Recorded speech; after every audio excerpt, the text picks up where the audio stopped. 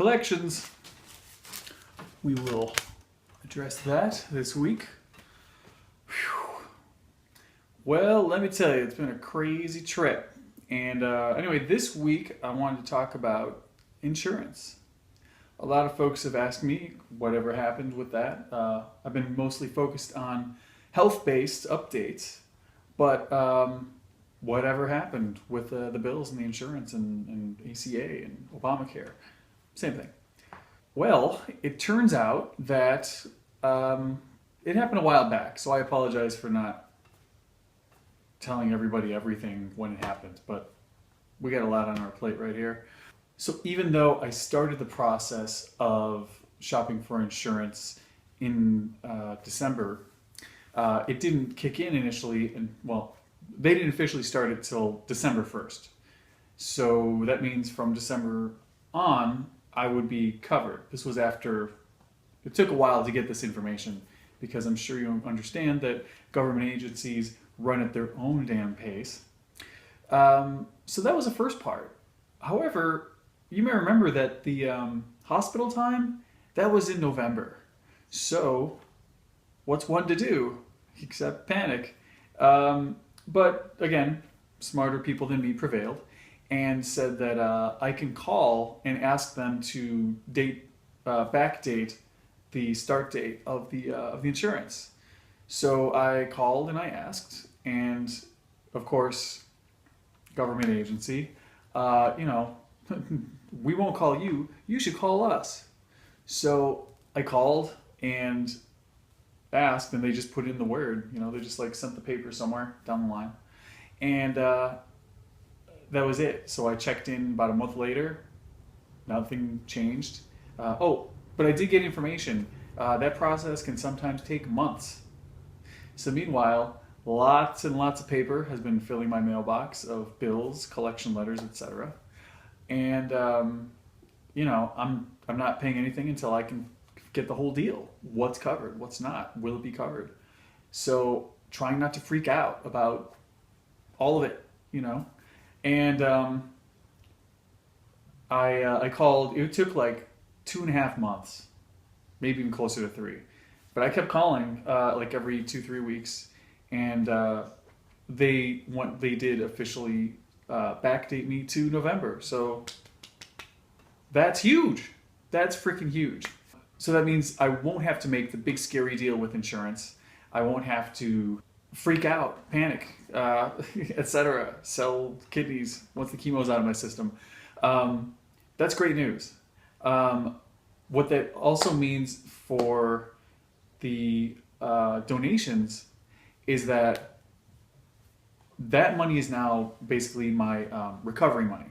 Okay, I don't have disability as an independent contractor, and at this moment, I'm talking to you now. I also just slept for 2 hours today. That's the reality of my life. If I had a job where I had to get up, go to treatment, come in late, and have someone understand completely I could take a nap, I may need a half hour, or it may need 2, and that I won't be performing up to speed, that I am easily distracted and forgetful and spacey thanks to chemo, and that it's only going to get worse because that's the treatment. I can't imagine, because not only would they be stressed, I'd be stressed because I consider myself a professional, and even this week I had to turn down a gig because the deadline was freaking me out. I'm like, there's no way I could pull this off with the things that are happening, the upcoming telethon, and increasing fatigue. It's nuts. It's absolutely nuts. So it was hard to let it go, but I had to do that. So yeah, there's still a couple gray areas in regards to insurance and what I need to pay. I will be working that out, and everything else is, again, just like survival, recovery, and get me back to the point where I can take on a ton, or where I am feeling good enough to where I don't need to sleep all day, where I can pile on the projects and do better than I've ever done before in my life. And this is the next phase. This is the second half of my life, it's like whoosh, right there at 40, moving on. And I feel like I've been given a do-over, a very scary do-over, and all of that, all the donations are going towards that. Of you just faced death, now you have a choice. Do you want to just keep being whatever, not living up to your potential? Let's put it that way. Or do you continue to inspire, not just because of the cancer thing, but because of living true and encouraging others and inspiring others to live true? It's really just the stuff we laugh at, you know, bumper sticker stuff. To be yourself, to believe in yourself. Because what I've learned, nobody believes in themselves. So let's try to change that. Let's put our energy into that, you know? I'm not taking trips to Aruba.